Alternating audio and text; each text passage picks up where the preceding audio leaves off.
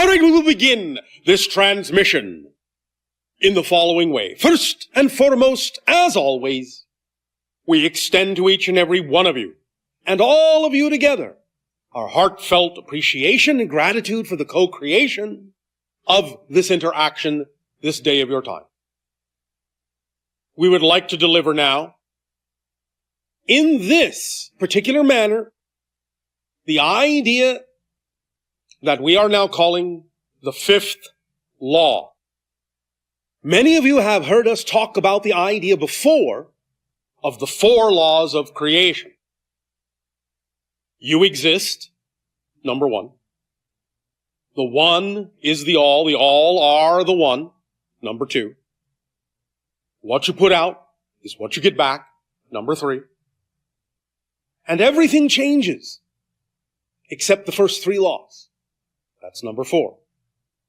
However, now, we have been in our society discussing for a while the idea that there may be a reason to create or acknowledge the idea of a fifth law. This is not necessarily because we have discovered a truly new principle, but because the idea is a subset of one of the four laws, but a strong enough subset that it may need to stand on its own as its own law.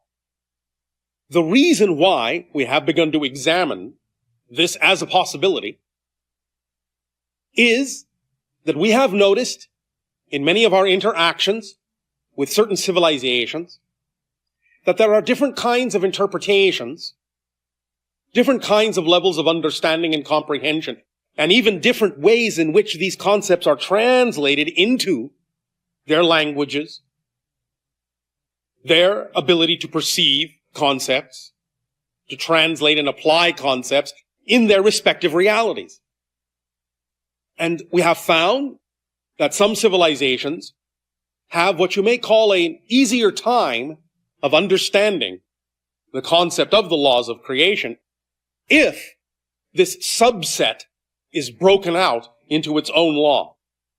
Now, we are in some ways still discussing this, but one of the reasons we are bringing this up this day of your time in this transmission is to also include you, your world, in the discussion. To give you a little bit, just a hint, just the beginning of a sense of what it's like to belong to the Interstellar Alliance, the Association of Worlds, to participate in one of our discussions, in one of our challenges, in one of our explorations, to whatever degree excites you. So the idea we are presenting here today for you is the opportunity to give us what you call your feedback, what you think, your opinion, as to whether or not you believe that this subset ought to be called out as a fifth law with respect either to your own civilization or even just with respect to the general concept of pulling this out into its own law for the sake of clarity for any civilization. So, the subset now, as we are labeling it, is the concept that we have talked about of the fact that everything exists here and now. So even though the simultaneity of everything, the fact that everything exists all at once, here and now, has been discussed by us many times, it has always been, in a sense, implied within the ideas of the four laws, in the concept that you exist, in the concept that the one is the all and the all are the one. That subset is implied therein. Because the only way that that could exist, the only way that that could happen is, in fact, if everything is here and now. And that the concept of space and time and distance is an illusion. So while this, as we have said, is not really a new concept, the idea of pulling it out into its own law is. So thus, in having 5 laws, potentially, it would be law number 1, you exist. Can't change that. Law number 2, thus then, would now be the new subset. Everything is here and now. Thus then pushing the idea of the old number 2 into number 3. The 1 is the all are the 1. 3 into 4, what you put out is what you get back, and 4 into the 5th law. Everything changes except the first 4 laws. If you believe that this provides some additional clarity, an additional reminder that everything is simultaneous, then that might be good reason for you to vote, shall we say, for the idea of 5 laws instead of 4. If you believe that it really makes no difference to you, and that it is fine as a subset implication within the 4 laws, then by all means you can share your opinion on that. Now, these opinions can be shared with us during the time of the live interactions between us after this recorded transmission. When you come up to ask your questions of us or have dialogue with us, we will engage you and ask you for your opinion on this subject. And as we ask you your opinion, your point of view, your perspective on this idea, it will be heard, it will be tallied telepathically to all the individuals who are focused on this idea, this issue, at this time within the Interstellar Alliance. For we are opening up our doors as well as our hearts to you, giving you a seat at the table, as it were, to begin a discussion with us, to begin, in that sense, to learn your place, in a sense, to earn your place, in a sense, not meaning in that sense that you don't deserve it anyway, but the idea to truly participate in a way that will allow you to feel more and more engaged within the Interstellar Alliance, give you more opportunities to practice thinking about cosmic issues, and to know that your perspectives are valid and valuable to us, and that we invite you in to let us know what you truly think, what you truly believe, what you truly feel about some of the things that we investigate and that we explore in our reality, since eventually you are becoming part of the reality we will share with you, and vice versa. So, is it your opinion thus then that the 4 laws are sufficient, as they are, with all the implications intact? Or do you believe that extra clarity may be required, not only for yourselves, perhaps, but also for other civilizations that might be similar to your own, or simply have a context or a perception of reality that would require that extra little bit of clarity? Just to make sure that these transmissions will be translated in ways that can be truly applied as fully as possible into whatever respective reality we may be transmitting the information about the 4 laws, including your own, as we said. Now, I will, as you say, be very direct and honest with you, in a sense, especially because all things are simultaneous and all things are here and now. In a sense, our civilization has already made up its mind, but please do not allow that to make you feel that we are discounting your opinion. Because again, everything is flexible, everything is fluid. There are always unlimited probabilities in many of these kinds of ideas and conjectures and explorations. And we are not beyond shifting to a reality that would allow it to appear that we have changed our minds once again.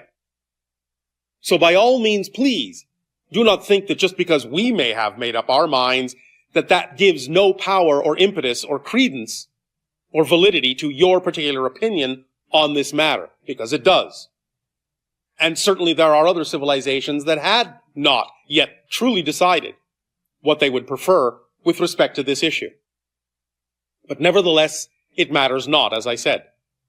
Because even though our civilization may have its perspective and as you say, have made up its mind in one reality, we are very, very malleable consciousnesses and may find ourselves unexpectedly shifting to another reality where we have no longer made that particular conclusion, which is absolutely fine with us. But this is simply how we operate. At any given moment, with any idea that comes into our society, each individual and the collective is allowed to simply make up its mind, to come to an absolute understanding with total conviction, total understanding, total knowingness that this is so. But you see, in our reality, it doesn't matter if we arrive at absolute and total conviction, because in the very next moment, we can have absolute total conviction of something completely different. We do not need to hesitate in our reality to have conviction about an idea because we think we might be missing something, or we might be forgetting something, or we might, in that sense, not quite get it, quote unquote, right. It does not matter, because we always know, we always have the choice, the freedom to choose, to have a completely different opinion and a completely different conviction in the very next instant. And we don't see that in any way, shape, or form as a negative idea. Because again, no matter what conviction we have, and no matter how quickly we may change it, or no matter how quickly any individual within the collective may decide to have a differing opinion in the next instant, we still know that the overriding understanding in our reality, in our society, is that all, no matter what their opinions, by being their true selves, will still automatically and synchronistically mesh and harmonize with every other being, even if a moment ago one being had opinion A and then shifts to a being in the very next instant that has opinion B. All the other shifts that will occur in that very next instant will balance that out in such a manner as to allow all the individual relationships within the whole to still maintain a sense of proportion and appropriate relationship and balance.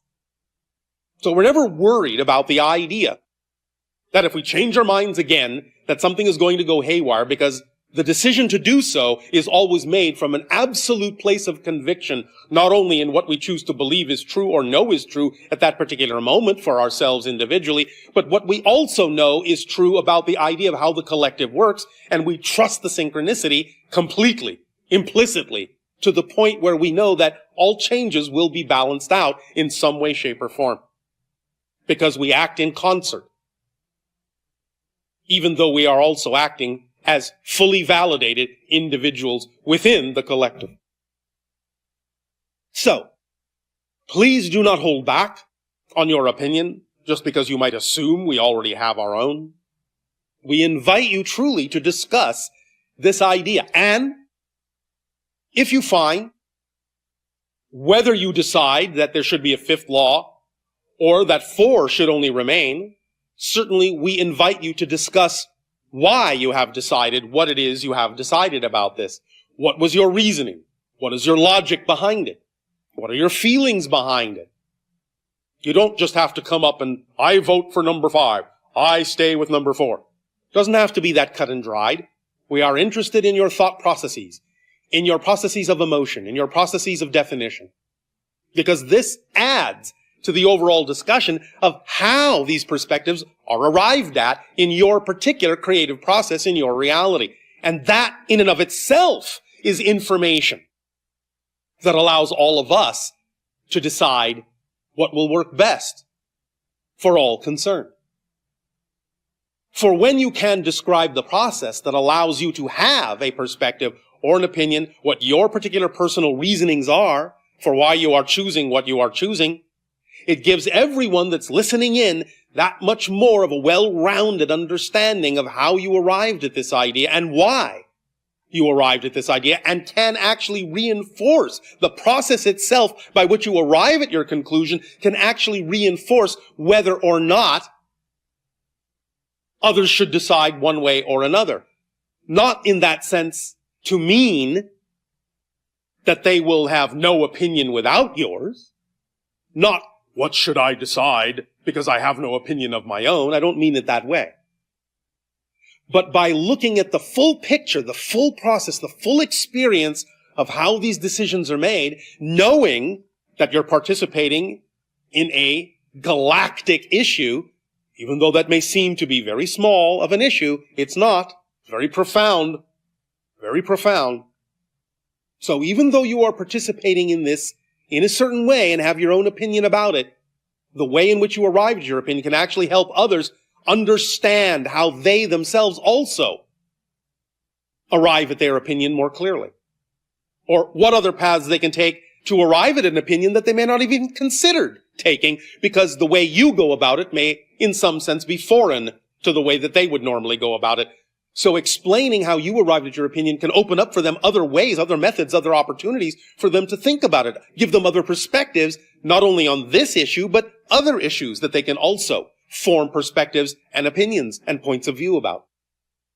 So this is a very holographic exercise, very holographic invitation. You are participating in this not just with a single vote, but on many different levels. And you are being observed in that participation. So that we can not only have the benefit of your perspective, but truly have the benefit of your process. And allow your processes to become part of the enrichment of the interstellar alliance in how it goes about creating and manifesting the synchronicity that exists within it for all of its members, even including what we may call the honorary ones, such as yourself. But this will be a step in the direction of allowing you to become full-fledged members in time. So the more we invite you and the more you participate at the table of discussion of the Interstellar Alliance on any issues that are put forth, the more you decide to have a say, to have a voice, the more you actively participate, once again, you are truly actively displaying your desire, your true desire, to be part of the interstellar community, to be taken into account, to be heard, and to be included. And that can help accelerate your ability to participate more and more and more and more. So, take a moment now, if you wish, and once again review either the idea that law number 1 is you exist, which hasn't changed, and in the 4 laws, law number 2 is the one is the all are the one. Law number 3, what you put out is what you get back. Law number 4, everything changes except the first 3 laws. And in the new paradigm, law number 1, you exist. Law number 2, everything is here and now. Law number 3, the one is the all are the one. Law number 4, what you put out is what you get back. Law number 5, everything changes except the first 4 laws. Now, again, not to color your opinion in any way, shape, or form, but we will add another perspective on the idea of going toward 5 laws. And that is that you may recognize that 5 is the number of humanity. And therefore may actually may set up a very simpatico vibration, a very harmonious vibration in your society when you think of and view and interact with and use and apply the idea of 5 laws as opposed to 4. Not that the number 4 doesn't have its own significant vibrational patterns in your society. Certainly it does, including 3 and 2 and 1 and all the numbers in that sense. But 5 is the number of humanity itself, symbolically speaking. And if you're going to look at the idea of laws, and of course, as we have said, by laws, we mean with a capital L, not the idea of the laws of physics, which are really just local conditions, because they don't apply everywhere. They can, in that sense, be changed here and there. But when we say laws, we mean things that are true for everyone, everywhere, every dimension, throughout all of existence, and that they cannot be changed, because these laws are actually the description of the structure of existence itself, the nature of existence itself. and thus can never change. That's what we mean when we say laws. So as you examine this idea of these laws and look at the idea of whether 4 or whether 5, you are examining your relationship in this vibrational equation, in this signature frequency of 4 or 5. You're examining your very relationship to the structure of existence itself and deciding exactly in what way will you choose to feel in alignment with existence, in harmony with existence. This way, this way. It is also representative, perhaps, if you wish it to be, of a shift from one reality to another, one dimension to another, and thus then can be seen perhaps as an accelerator.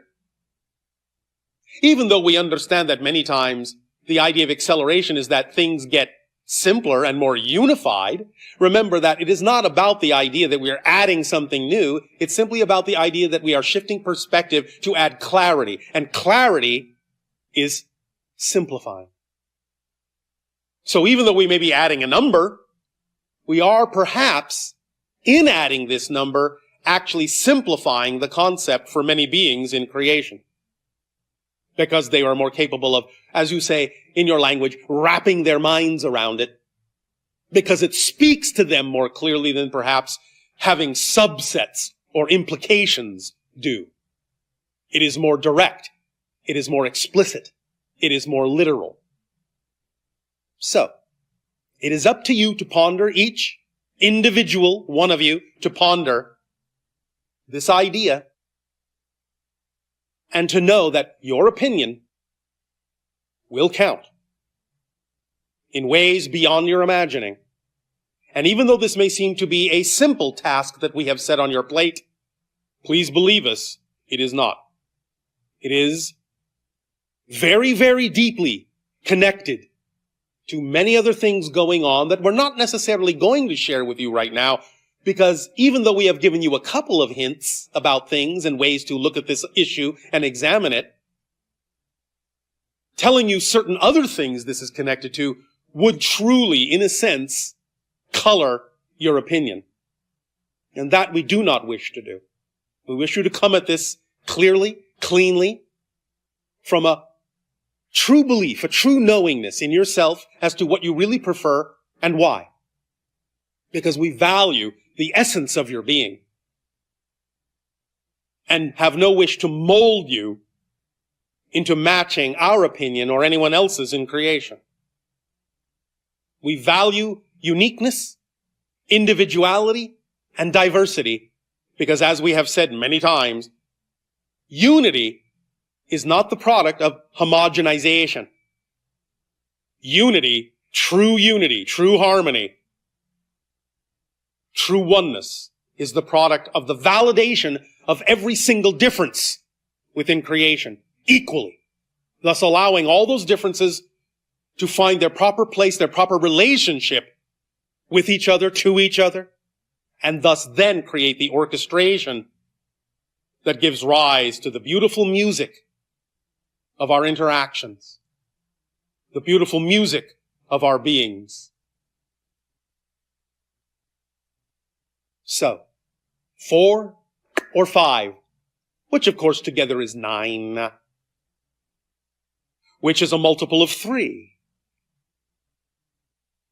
That's another clue and another hint, but I won't go further than that. Allow yourselves to breathe into this, to ponder it, and to also, in doing so, as you do so, picture, imagine, visualize the idea of being part of the Interstellar Alliance. Again, as we have said, the way you picture it, the way you visualize it, doesn't have to be the way it turns out exactly. But use the visualization as if you are truly sitting at the council tables, truly on the spaceships with us, truly on other planets, in their council chambers, in their open fields, on their ships, wherever they may be, truly Picture yourselves as participating really in that way, viscerally in that way. But then, the more excited you allow those images to make you about your participation in this, as soon as you are at the height, the absolute pinnacle of that exciting energy of your participation in the interstellar alliance in this way, drop the picture. Hold on to the feeling, hold on to the state of being, and drop the picture. Drop the need for it to look like that, because you actually have no idea how this is really going to look. But I guarantee you that if you hold on to that vibration and participate from that vibration and vote from that vibration today of your time, that vibration will also be read by all the members of the Interstellar Alliance, and that will also even say more than what your words may carry about exactly how you fit, how you harmonize, how you synchronize with all of us. And space is thus then automatically made for you at the table by your own declaration of vibration, of signature frequency. So get excited about this process. Use a visualization if you have to. You don't have to, but if you wish to, you can. But then let go of the picture, because there is absolutely no way that your physical mind can know exactly how this will ultimately play out, how it will ultimately look when you are truly a full-fledged member. But that's all right. You don't have to know that now. All you need to know is that you are an honorary member now, to the degree that we are inviting you to participate in this decision, in this discussion, in this experience and exploration. And that's all you need to know. But be excited about it, for that excitement will lay down the path that you will take and will thus then determine the method by which you take your place at the council table. We thank you for allowing us to provide this opportunity, for this is exciting to us as well. Very exciting to have guests. Very exciting to see what you will do. For you are truly, in a sense, nothing if not unpredictable. Even though many of you feel predictable, even though you may see that many times you act predictably, overall, you are very unpredictable. So, this is exciting to us. We don't really know what's going to happen. We don't want to know what's going to happen. We will allow ourselves to experience what happens when it does with you. So we thank you for your participation in this. It gives us great joy to be the ones to extend this invitation to you. And we absolutely are looking, as you say, forward to our dialogues on this topic, which shall occur during the live interaction coming up after this recording. For now, all of you please take a deep breath and center yourselves for a moment. And let your imagination be your guide in picturing yourself and visualizing yourself in whatever way, shape, or form you wish to at the council table, on the ship, on a planet. And that you are now being called upon to vote, to express your perspective, your unique point of view on this issue. And see yourself standing, rising, planting your feet firmly on whatever deck or ground you are standing upon. And with confidence and clarity and absolute passion, saying, I vote this way. And let your voice ring forth. Let your voice be counted. And we thank you. We thank you. So you may now, during your break, before the live interaction, continue to ponder this idea in whatever way, shape, or form excites you the most. We will resume this transmission with the live interaction. Thank you.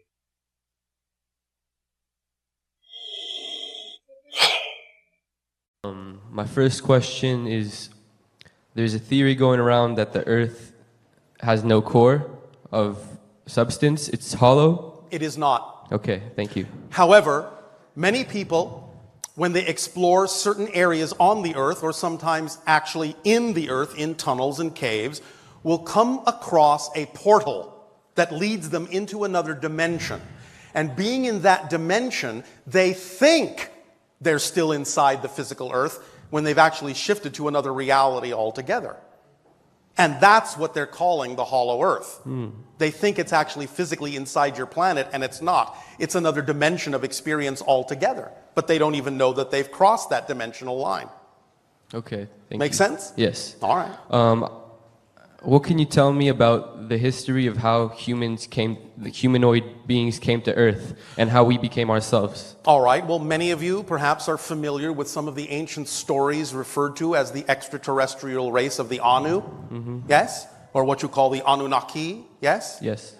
Well, in coming to your planet many hundreds of thousands of years ago, they took upon themselves the idea of genetic experimentation with the naturally evolved hominid species that already existed on your planet, that evolved naturally on your world. The apes. You call this Homo habilis. Okay. And they added their own extraterrestrial genetics to it to allow for the creation of Homo sapien. Now, if they had not done that, Homo habilis would have continued in its natural evolution. And they didn't do it to every single branch, which is why the natural evolved hominid on your planet actually did evolve alongside you. It's called Sasquatch. So if they had not introduced their genetic material into the idea of Homo sapien, you would actually all be Sasquatch today. Okay, but since the Anunnaki, there have been many other species that have come. There have been a few, yes. Such as? Well, such as those beings you call the Greys, which are actually not exactly alien beings. They are mutated humans from a parallel Earth that destroyed itself, that had to tunnel into your and other realities where viable human DNA allows them to recreate their civilization and create the hybrids of which our civilization is one group. This is why we engage with all of you, because we are literally genetically family. And we are assisting you with this information to give you an opportunity to not go down the same path that destroyed their version of Earth. Okay. Yes? Yes. And how did the Incas cut those stones and move them and shape them in such perfect ways? There are a variety of technologies that have been lost to your civilization. A lot of it has to do with sound frequencies. A lot of it has to do with understanding certain kinds of plant chemistries that can actually soften rock. Okay. There are many different things that have been lost to your knowledge. Did it have to do with extraterrestrial assistance? In certain cases, yes, but not necessarily as often as you think. Many of the ancient races also had the ability to do what you call out-of-body travel, and thus they learned things on higher dimensions and simply brought the knowledge back and applied it. You can do this too, and many of you do. Does that help? Yes. And one more. Yes. Can you give us any predictions, any information about the future of ascension for humanity in the near future? All right. Well, first and foremost, again, another caveat, another explanation of the idea of prediction. There's no such thing as a prediction of the future. A prediction is a sensing of the energy that exists at the moment the prediction is made. Now, if that energy has momentum behind it, has a lot of inertia behind it, and is unlikely to change, then it can perhaps manifest or come to pass. But if the energy changes, then the prediction is rendered obsolete. And in fact, sometimes hearing a prediction, which is a sensing of the energy that exists at that moment, that seems most probable, most likely, hearing the prediction can actually change the energy. Because now you know what the probability is, and if you don't prefer that outcome, you can actually change it and render the prediction obsolete. Okay. Because you have many probable parallel reality futures to pick from. Some of them have a lot of momentum behind them because your collective consciousness has agreed that this is the direction you will go in general. You definitely are heading in the direction and are in the process of ascending, which again is just raising your frequency to be more in alignment with your true self, which is why it's so important to act on your highest excitement, because that's what it does for you. And if you were not ascending, it is very improbable we would be having these conversations. So we, in a sense, are a marker that your frequency is shifting, because now it's probable that you can have conversations with beings from other dimensions, other realms, other realities. This is becoming more natural in your society. And it can continue if that's the path you have set yourself on. In terms of the idea of open extraterrestrial contact, the most likely probability for this to begin and being representative of having arrived at an ascension point that is sufficient for open contact to occur, as we read the energy now, is most likely between your years of 2025 and 2033. Beyond that, absolutely no later than 2050, as we read the energy now. You can accelerate it, you can stretch it out. Each person also may experience this in a slightly different way, because each and every one of you is a different reality. You're just agreeing to create what appears to be a similar reality, but it's not the same one. As many people are here, that's how many realities are actually here. So the idea also is to remember that you actually never change the earth that you're on. You change yourself and you shift to another version, another parallel reality version of Earth that is already more reflective of the change you've made within yourself. That's how it works. You never change the Earth you're on. That Earth still exists. The Earth that you were on 5 minutes ago still exists somewhere else. And you're not on it anymore. You're not focused on it anymore as this you. A version of you is still there perhaps, but not this version. You're now on a different Earth because you're a different person, moment to moment to moment to moment to moment to moment. You're constantly shifting through billions of parallel realities with your consciousness every second. That's what creates the experience you call time. Time is a side effect of your consciousness shifting through different frames of parallel realities, creating the continuity illusion of time and space. Just like the frames on a film strip that you project on a screen to create the illusion of movement in a movie. Each frame is its own reality and has absolutely no movement, no experience whatsoever in it. But when you shine your consciousness through that frame and another and another and another and another, like a projector light, you then are shifting billions of times a second to create an illusion of change and movement in space and time, and that's how you experience the idea of discovery and growth. But it's your consciousness experience. Okay. Does that help? Yes. And would you say that by this time, between 2025 and 2033, the majority of the Western world, for example, would be consciously aware of the reality of our spiritual nature and our... No, not necessarily, but enough of you will.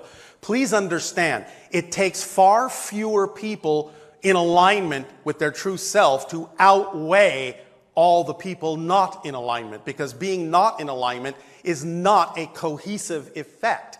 It takes very few people being in alignment to create the idea of a collective momentum that overpowers or outweighs the idea of everyone acting separately. Does that make sense? So it doesn't require that the majority of your population is aligned that way in order for the effect to be experienced by those people. The other people that don't wish to experience that will shift to a parallel Earth where they don't experience that. You understand? Yes. Are you sure? Yes. All right. Will that do? Yes. Thank you. Thank you. Okay.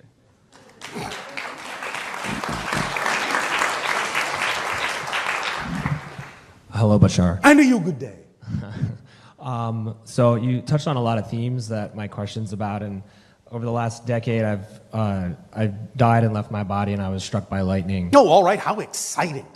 And for a while, it was really confusing because I started to channel different people's repressed emotions, and even started to connect to this idea that you're talking about, where these parallel realities. So it's sort of like connecting to the oversoul in a number of different pieces. And I started seeing how certain alignments could exist on our planet and locally and in people's sort of ideology. Yes. And because I've witnessed this, I feel somewhat responsible for the witnessing of this. That's all right, reality. but just please remember, the definition of responsibility is simply the ability to respond. Okay. That's all. Right. And I guess in some of the responses, I see some people in pain or in turmoil. Yes. And to me, being able to have this extra sense of... Yes. Yeah, just this extra sense, I guess. I don't even know what to really call it. Because I feel like sometimes I'm connecting to the sensation at the foundation of sense perception. It gives you an opportunity to understand their perspective so that you can be of assistance to them when and where they choose to allow you to assist. Yes. Right. And so what I'm trying to understand is the discernment between these different parallel dimensions, because sometimes it's quite conflicting, because I feel like there's a aspect that's sort of like help and I need an assistance, and this other aspect that's sort of fighting against the assistance. And so sometimes I feel like, am I just not supposed to do anything? Should I just keep my mouth shut? No. Let the synchronicity of your life show you where you can be of assistance by sharing whatever it is you are moved through your excitement to share. But be aware that some people may still, at a certain point, as we said earlier in this conversation, resist any additional sharing or information or assistance. When you reach that point, back off. Right. Give them their due. Let them show you what path they're on, because they may need to sit within whatever they're experiencing for a while. You can never be the determiner of how they need to go through their process. But you can know that if synchronicity has brought you into their lives and them into your life, that there is some reason for it, and you can simply give whatever it is you are able to give as a sharing, as an assistance, as a help, but not beyond the point where you start receiving reflections that they no longer request it. Right. It's that simple. Mm-hmm. Does that help? That does. Keep it simple, keep it clear. There is no need to be confused about it. Right. And just then see what's going on in the reality, see what's going on in them. There's no reason to push, there's no reason to force. Remember, everyone is an eternal, indestructible being. What's your hurry? Right. Yes? So I feel like one of the things I've experienced in this is that we kind of inhabit our own limitations. Of course. And there's a greater aspect, I think, maybe of probably of all of us, where we are of course these eternal beings, and it seems like the I sort of say death is a ritual that most believe in, so it occurs. All right. Well, may I let you in on a little secret? Yeah, please. Oh, all right. Just you, though, no one else. Okay. Plug your Kidding. Here's the truth. Uh-huh. All of you, right now, are still in spirit. Mm-hmm. That's your natural state. You're dreaming that you're not. But you're in spirit having this dream of physical reality. But you're still in spirit. You never leave spirit. Never. It's not possible. You're just dreaming that you have. So in that sense, is it possible for us to create a dream where we stop going through cycles of birth and death and pain and pleasure? And yes. Okay. And that's called waking up. Right. Into more of yourself. It doesn't mean you won't still have challenges, but that doesn't have to include the idea of suffering. That's an outmoded idea. Yes? Now's the time for you to let go of the need to have to suffer in order to deserve freedom. Do you understand? Mm-hmm. You deserve it anyway, by your nature. So by all means, challenge yourselves, but that's exciting, that's fun. You don't need to suffer in order to do it. You can let go of that outmoded definition. Yes? So what would you say is maybe a fundamental thing that all of us could do to be less limited? I already have told you. The formula is as simple as 1, 2, 3. Act every moment that you can on the thing that contains more excitement than anything else. Do it to the best you are able to do it within the context of the parameters of your society. And do it with absolutely zero, and I mean zero, insistence or assumption as to what the outcome has to look like. Even the idea of assuming that what excites you has to come to fruition is an expectation you need to drop.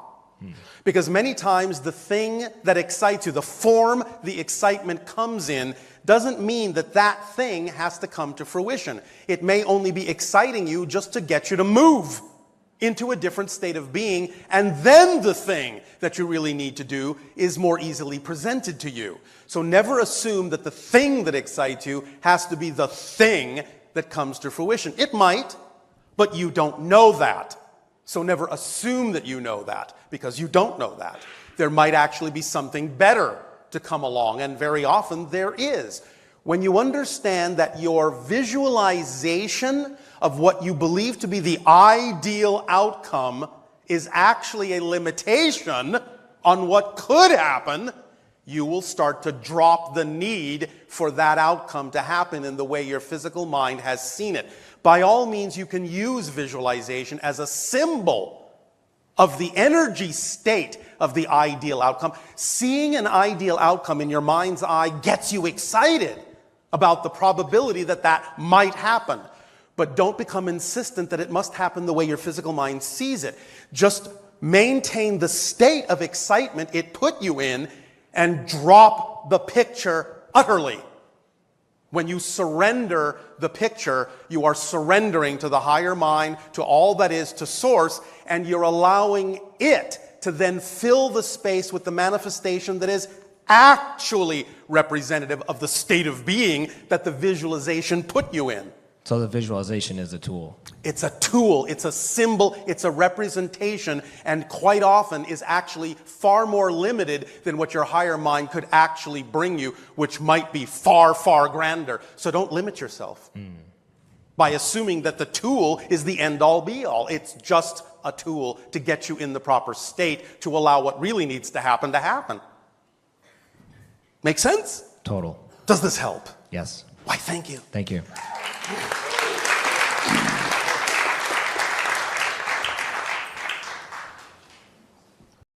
I just want to share where I'm at in my state of being at this time. All right. And some of the joy and other things I'm dealing with. So my organization, Create Now, Yes. which helps troubled youth through the arts, is exploding in many different ways. All right. I'm touching people around the world. I'm getting top media exposure. I'm getting recognition and awards for my work. And I'm sharing the secret with many of the troubled kids that I'm serving. May I ask you to stop right there for a moment? Sure. Listen to the tonal quality of this recitation. You can tell just by listening to the way you are inflecting each of those statements that eventually you will arrive at a but. Yes, I understand. In other words, each of those statements unto itself should be a definitive statement with an absolutely energetic definitive stop that has nothing to do with leading to a but. Yes. And that's the difference in the state of being you need as opposed to the state of being you're creating. Thank you. That's wonderful. So it should be, I'm experiencing all of this joy and recognition, and I'm thrilled. Yes. Are you? Yes. Thank you. Thank you for reflecting that to me. My pleasure. The challenge I'm having is Yes. that I'm It's not... all right to acknowledge the challenge as long as it is definitively different than the recognition of what you are not challenged by, so that they are not interlinked and connected. You follow me? Yes, and I'm... So that you recognize that it's two different states of being and you can deal with it as such. Yes. So very good. Your challenge is? I'm not getting the material abundance that I need to live a comfortable life. A comfortable life. And Which means what? Well, the primary issue is I have my basic needs fed at the moment. Basic but needs, all right. Room and shelter and food Yes. and whatever. Maybe you should expand your definition of basic needs. Yes, and my other basic need is I'm driving a 14-year-old car with no air conditioning, and it's Yes. very uncomfortable. All right. And I've been using The Secret for months I see. to what? feel the excitement of having Yes. my dream car, which would be a Prius. Yes. I'm feeling it. I'm visualizing it. I'm Yes. pretending I'm having one. I've Have you sat in gone one. to the car dealer? I've sat in one. I've been hesitant because my Yes. credit is not there, and normally the car dealers won't let you take a ride unless they go through a credit check. Normally. Yes. You see, that's where you're at. Well, Normal. What's normal got to do with what you prefer to be? This is where we hearken back to the example we gave before your lunch break. Can the rational mind actually imagine the possibility that something could happen out of the blue with any logical appearing connection? Yes. Can you imagine the car manifesting without your rational mind having to figure out how it would normally have to happen? Yes. Because you see, that's what you're muddying this up with. Is no matter how excited you get, you still bring to bear the idea of the rational mind's need to know how the heck is this going to happen. Right, and that's why I related so much to what you've been saying about this idea of control and letting go and letting the higher self control it. Yes. And I appreciate that so much. Well, all right, then, if so, use it. And start today by allowing yourself to recognize that circumstances don't matter. So anything that you now have labeled or mentioned that is in your physical mind's estimation a circumstance connected to the manifestation of the car, let the circumstances go. The circumstances don't matter. Only the state of being does. So if you are willing to simply be the state of being of someone who has the car and absolutely forget about how that's supposed to happen, then you will allow your reality to attract that idea. But that's not what you're doing. Well, for instance, I received a card in the mail from a credit card company through my business offering me a loan to go get a car at any car dealer. But that means I have to go through my board of directors and take out a loan. You see, you have used it enough to attract an opportunity within the realm of your belief system, yet at the same time, because it's only within the realm of your physical mind's belief system, it always comes with a caveat of how. Right. You need to disassociate this completely. You have proven to yourself you can attract by attracting the loan. But the idea is that it only came in a form that is reflective of the fact that you still think there are strings attached. Yes. Well, you have to let that go. You have to completely let go of that concept entirely in order to experience the kind of manifestation that we and The Secret are talking about. So would that mean pursuing the loan and not worrying about the strings attached? It depends on what you think your belief system can handle. But what it actually empirically means is allowing yourself to simply let go of how you think it must happen at all, and being in a state of freedom that way, being inspired to allow your imagination to move you to do things you would otherwise not normally do. Go to a car manufacturer and say, I am doing this in the world. We would love it if you would donate a car for our use. Okay, here you go. Thank you. There are many, many, many things you could do that would not be, in your mind's estimation, normal. That's just one small example. But the point is you will never be creatively inspired to even think of those kinds of things if you are not actually willing to be in the state of being you want to be in and forget the circumstances. It will never come to you to think about that, to ask something that other people would think that's outrageous. Who would ever just give us a car? That'll never happen. I have to do this, I have to do that. It must come with this string, it must come that way. You have to let all of those assumptions go, because that's all they are. They are assumptions. And again, don't get caught up in it again by saying, oh, all right, I'm just going to let all that go. And now I'm just going to be in the state of being. Oh, my car didn't show up today. Something's wrong. Once again, you went right back into assumptions. Just be the state of being. Use the car as a symbol. Let it come to you how it will. Let the higher self bring it how it needs to come. And just get on with your life, staying in the state of being you prefer to be in. And acting through inspiration and imagination on the things that pop up symbolically that have to do with that when and where you can, again, without expectation, without assumption, and without needing to know how that might actually work. Just do it because you're moved to do it. So if you happen to be in that state of being, and you happen to be walking down the sidewalk, and you happen to be walking past a car dealership, and walking past the dealership reminds you of the joy of being in that car. Present tense, not future, present tense. The joy of having that car, then that joy could inspire you to suddenly turn on your heel, run up the driveway, walk into the showroom and say, "Give me a car. I deserve it, and this is why."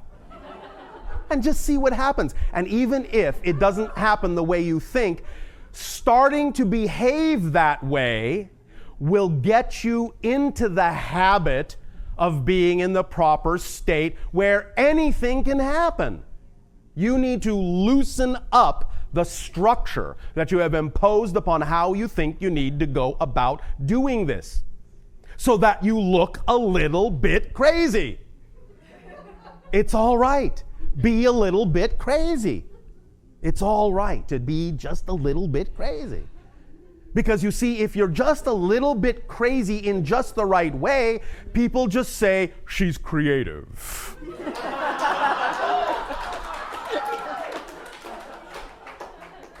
Being creative is being a little bit crazy in just the right vibration.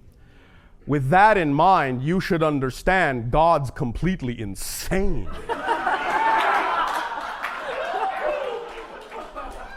Who else but an insane being would think up your planet? Oh! But who else but an insane being would believe that unconditional love and unending ecstasy and joy are also normal? But that's the reality. All that is. Does this make some sense? It does, and it relates to the second part of this, which is all coming into place for me, which is that the other passion that I have are my screenplays and the book I'm working on, and the fear that sometimes creeps into my thoughts that how can I do both when I have so much to juggle now? But you already do understand, as we have said many times, that your passion and your joy and the thing that excites you the most is not only the driving engine, but also the organizing principle, which will allow everything to mesh in perfect harmony and synchronicity if it is truly representative of the state of being of your true self. So there is, again, no need to worry. What's the word? How is all that going to fit? It just will. Thank you so much for reflecting that to me. Thank you. Thanks so much, Bashar. You're awesome. I know. We know that when we say it just will, that there are still portions of your physical mind going, "I can't accept that, it's too vague." In this case, vagueness is your friend. Relax your hold, the stranglehold that many of you have on how things need to happen, and allow your higher self to do its job. The phrase, "it just will," is the physical mind's translation of the higher self's message, "I've got it, relax." Thank you, Bashar. Thank you. Hello, Bashar. And to you, good day. Thank you. You were talking about permission slips and methodologies. I was. Yes. A long time ago, I heard a ramp the tape saying that pyramids were an amplifier. They enhanced one's ability to manifest, and I was wondering if it's just a permission slip. Everything is just a permission slip. That doesn't mean that that's not what those things do, because you have created them to do so as a reflection to you that allows you to be who you are. It's, remember, not this or that, it's this and that. Spiritual growth is the product of including all the definitions and recognizing that all the definitions are true and not excluding anything and just getting that to work for you. So yes, pyramids are like amplifiers. They're like focusing lenses for electromagnetic energy. Yes, they do that. But they are only an idea in your consciousness. So who's actually doing it? You are. Because there is no physical reality. When you say the pyramids, you're talking about something as if it actually existed outside your consciousness. Just because it's made of stone and has been around for thousands of years doesn't mean it's outside your consciousness. Does that make sense? Perfectly, thank you. Thank you.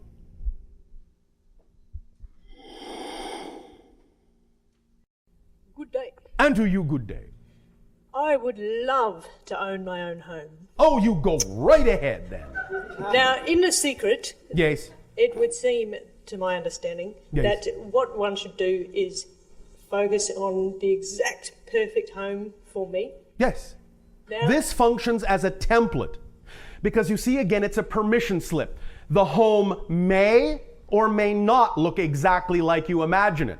But whatever in your mind, whatever in your visualization is the ideal representation, the ideal permission slip, will resonate with your preferred vibration.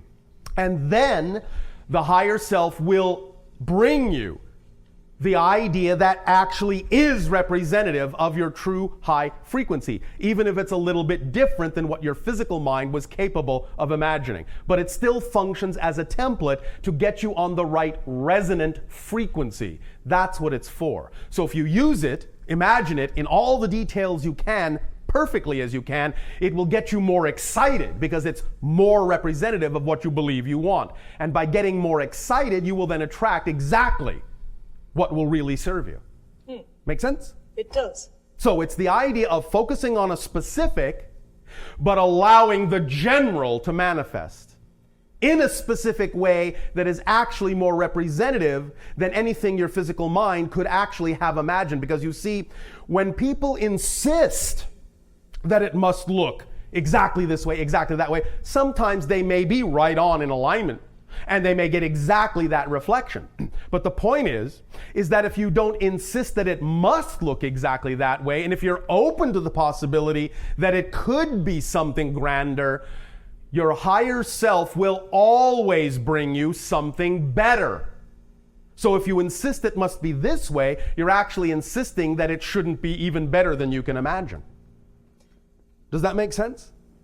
Well, what I was wondering is if, Yes. if it's possible, my way it seems to be to walk down the street and Yes. I'd imagine living in that house, in that house, in Yes. that house. What would Yes. it be like to live in a tree? I All wonder what right. it'd be like to live in a bus station. Now, could All I right. dilute?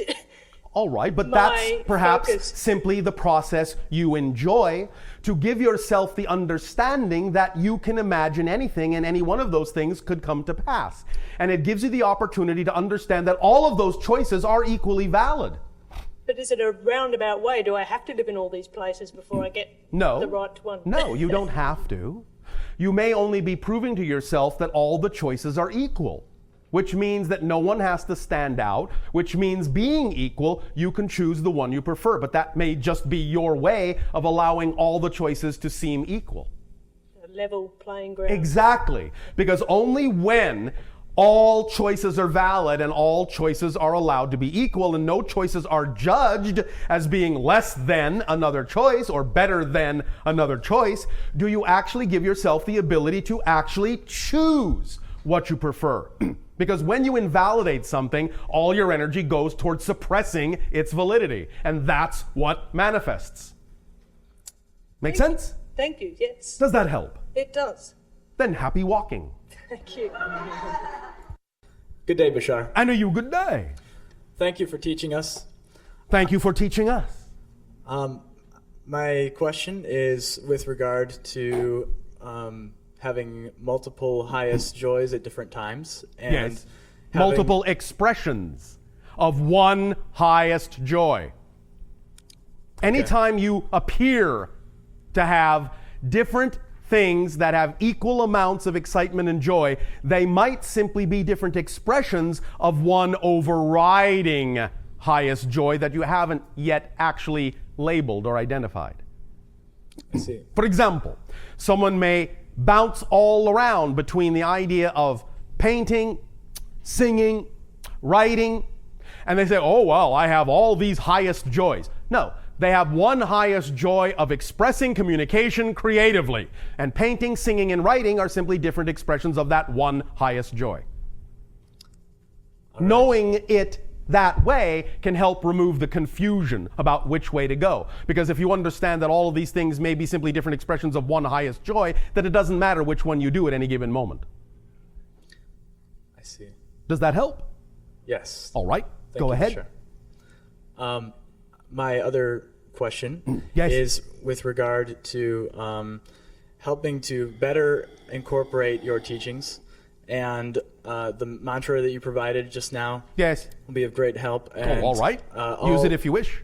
And all the tools and just reviewing your material will be of great help. I was also wondering if there will be any opportunities to be among your people as a kind of study abroad type situation. Eventually.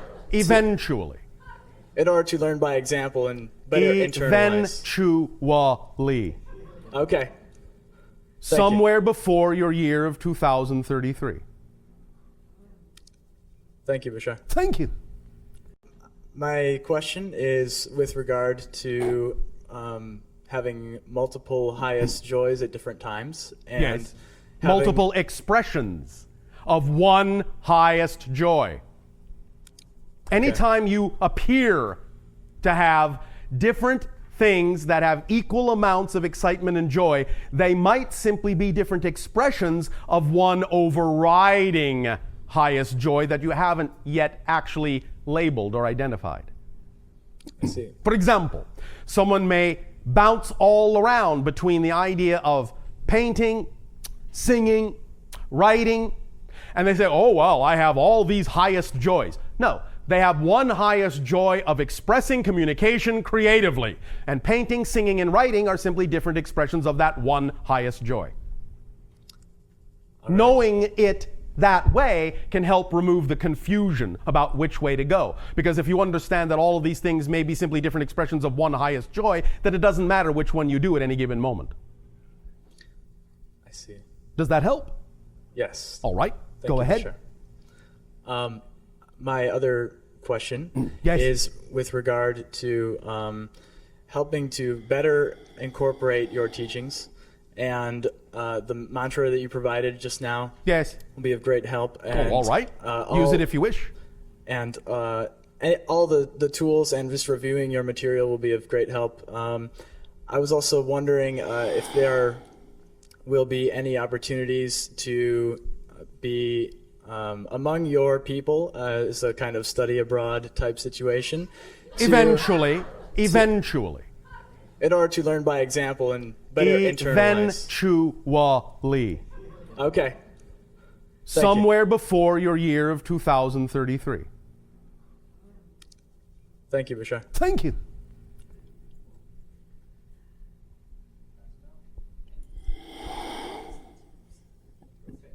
Hello, Bashar. And to you, good day. So good to talk to you. And you as well. I got two quick questions. The first one is I'm facing a challenge right now. Oh, congratulations. Yeah, I know it. Thank you. And it's really exciting? If you say so. Thank you. Do you say so? No, I don't. Oh, all right. Your choice. It's I'm I'm trying to quit smoking, and I'm Trying? really trying. I see.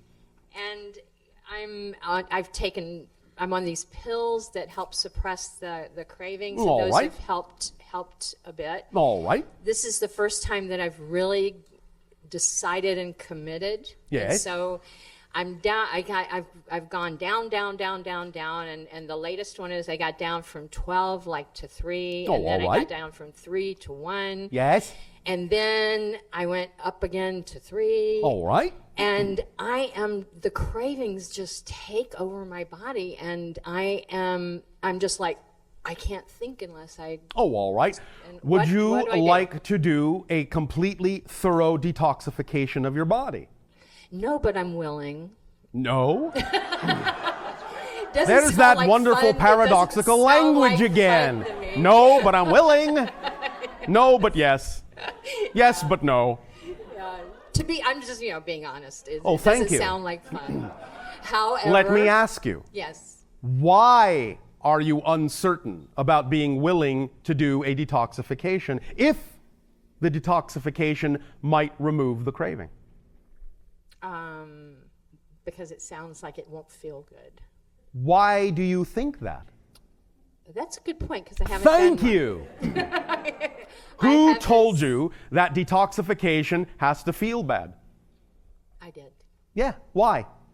So I guess so I wouldn't do it. Thank you. Because you don't want to stop. Well, part of me absolutely doesn't want to stop. There are no part of you. Oh. There is you or there is not you. Okay. You see, this is part of the problem that you're having.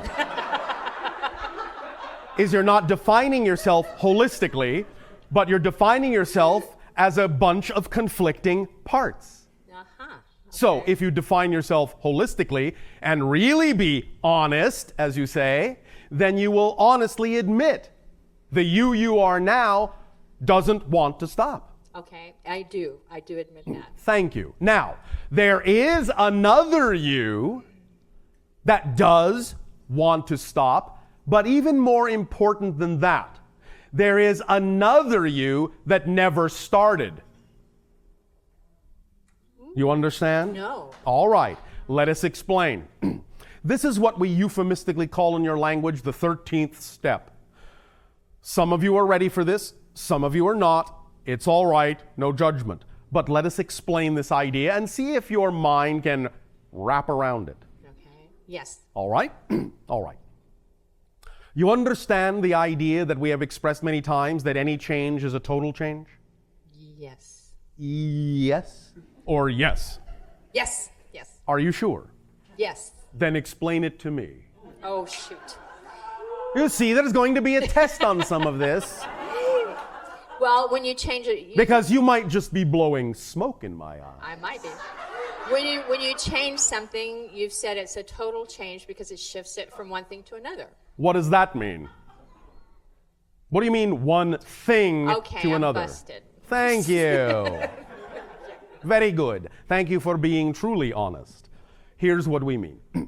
Imagine, in your mind's eye, a blue cube. Do you see it? Yes. All right.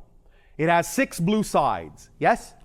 Yes. All right. Now, imagine in your mind's eye a cube with 5 blue sides and 1 red one. Do you see it? Yes. All right. Now, there are 2 ways primarily to look at this. You could say that there is a blue cube and you have made one small change to that blue cube by changing one of its sides to red. But it's the same cube with just one small change, a red side. Or you could say, wait a minute, a totally blue cube and a cube with 5 blue sides and 1 red one are 2 completely different cubes. Yes. Completely different cubes. One has nothing to do with the other. They're 2 completely different cubes, 2 completely different realities, 2 completely different universes unto themselves, each with their own qualities, intact, having nothing to do with one another.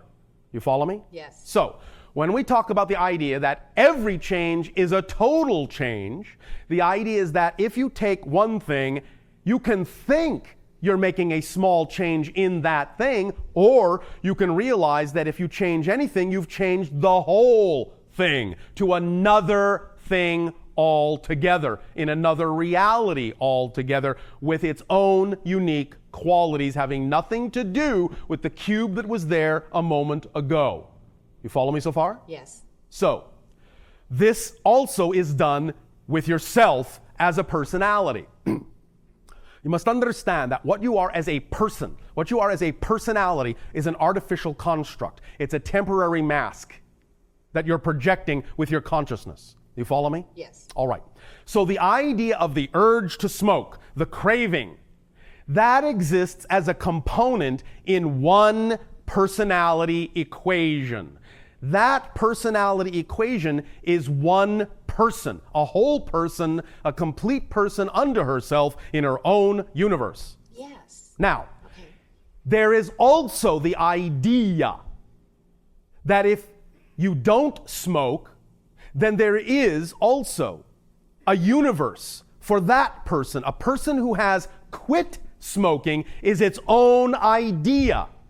And one of the qualities of that description, one of the qualities of that equation is you are someone who used to smoke. That's a description unto itself. Yes. There is also another reality of a version of you that never did smoke. Ever. And so that person cannot have cravings because they never started smoking. You follow me? Yeah. All right. Now, the way to be that person is to understand the following notion. There is only here and now. You follow me? Yes. This is all there is. There is only one moment in creation. So anything you think of as a different moment, a different reality, is actually the same one moment from a different point of view. Yes. All right. Now, so you could say, all right, there is a version of me that does not smoke. And in understanding that everything exists only in the now, then you also understand that the concept of the past and the concept of the future are just illusionary.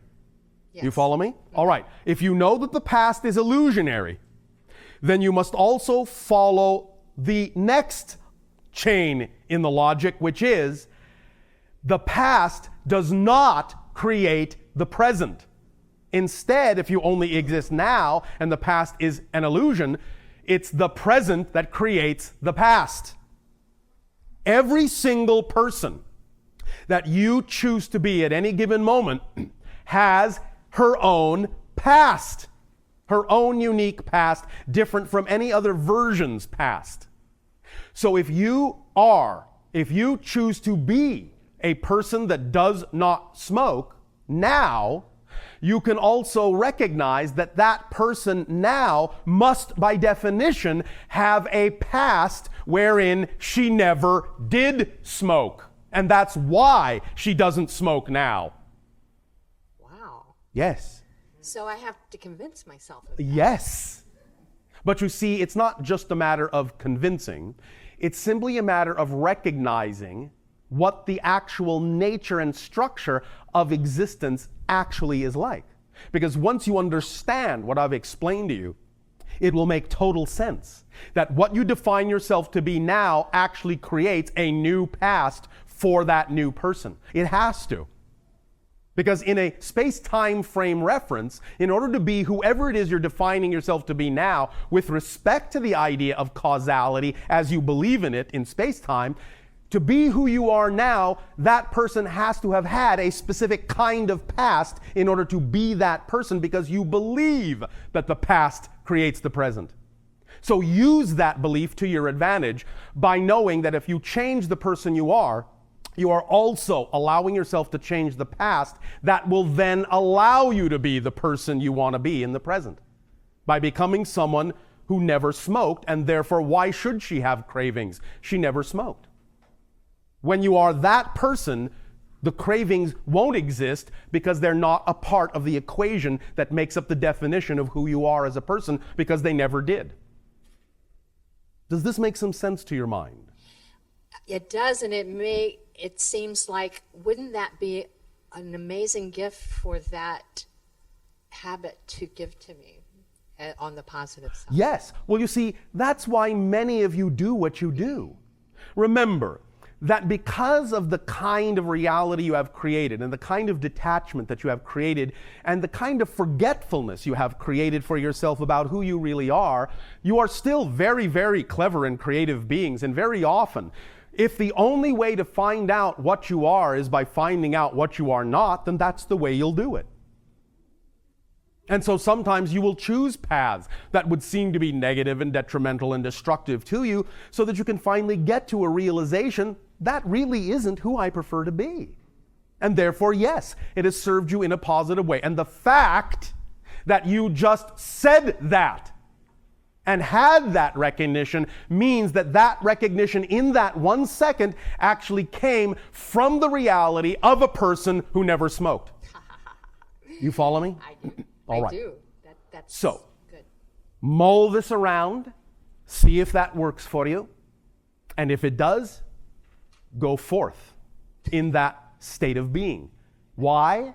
Because circumstances don't matter. Only my state of being matters. What state of being do I prefer to be? And I can't just be somebody who smokes one cigarette and get You through can. Yes, you get can. through the transformation. That is an equally valid idea. Yes, yes, yes. That's an equally valid idea. Many of you have known of people who have drank and smoked and partied all night long and lived to be 100. Yes. And you go, how do they do that? Because they absolutely believe, absolutely are aligned with their belief system that they can do that and live to be 100. So the only question to ask yourself is, do you actually believe that you can have one cigarette every so often and also still go through the transformation in the way that you prefer to? No, I don't. There you go. There you go.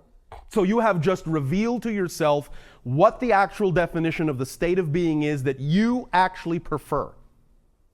And so if you prefer that, suddenly the things that to the other you might seem onerous, such as a detox, to the new you will seem exciting, and you can't wait to do it because it's going to be fun, and I'm going to learn so much by doing it, and I'm going to feel so great when I do it, and it's going to be so much fun, and I'm going to have so much help, and it's going to be exactly the right place at the right time, and oh boy, I can't wait.